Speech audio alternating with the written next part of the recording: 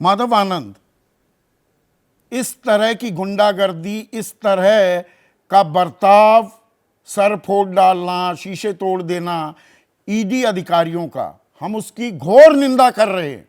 लेकिन सवाल जो अभी सुप्रिया पूछ रही हैं और पूरी फेहरिस्त गिनवा दी कि जहां विपक्षी शासित राज्य हैं वहीं ईडी सक्रिय क्यों होता है, इस सवाल का भी तो जवाब मिलना चाहिए कि नहीं?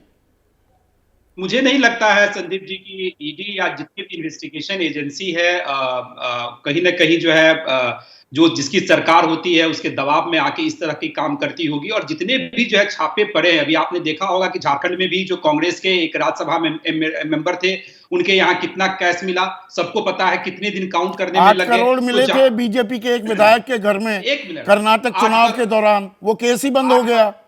8 करोड़ और 350 करोड़। अच्छा, अब ये कंपैरिजन होगी, उधर तो कार्रवाई हो रही है ना, उधर क्यों नहीं हुई? सवाल तो यहां पर है ना।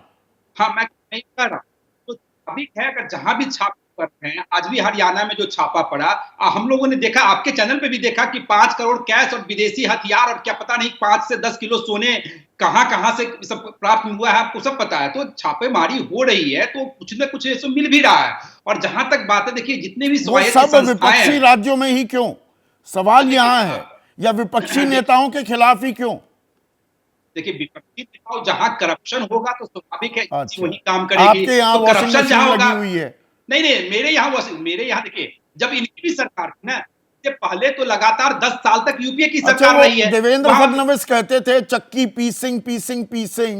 हेमंता बिस्वा शर्मा को छोड़िए, मेघालय में कॉनराड सांगमा को भ्रष्टाचारी बता रही थी बीजेपी। चुनाव से पहले, अभी कुछ महीने पहले ही चुनाव हुए थे और साथ में बैठ गए सरकार में।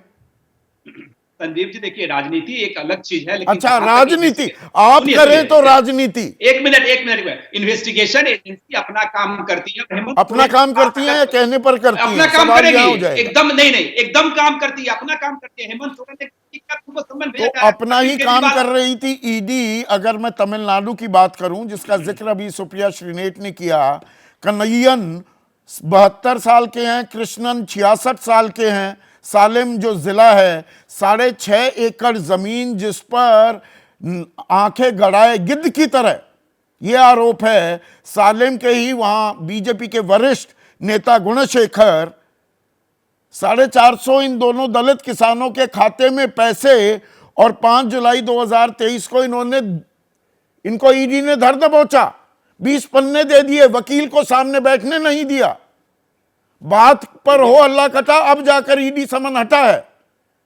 संदीप जी, उस घटना की मुझे बहुत ज्यादा जानकारी नहीं है, लेकिन मैं एक बात कहना चाहता हूं, आज जो कुछ भी वेस्ट बंगाल में हुआ, उसने कोई भी समर्थन उसका तो नहीं कर कोई नहीं कर रहा।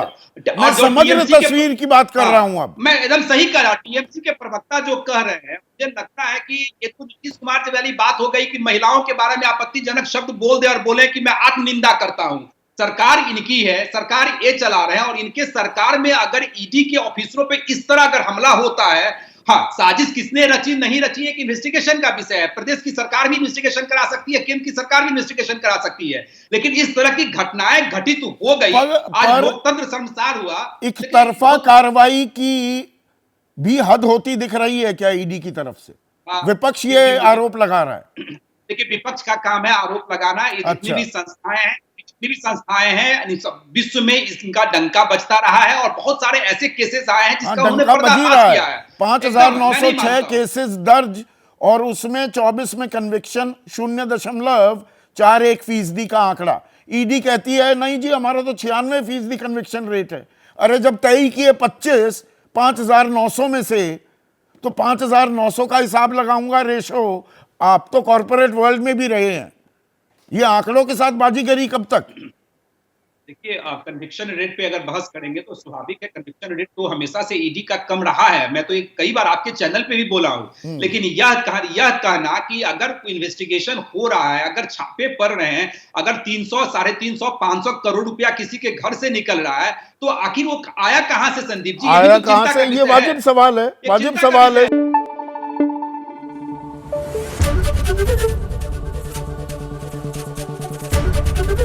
एबीपी न्यूज आपको रखे आगे।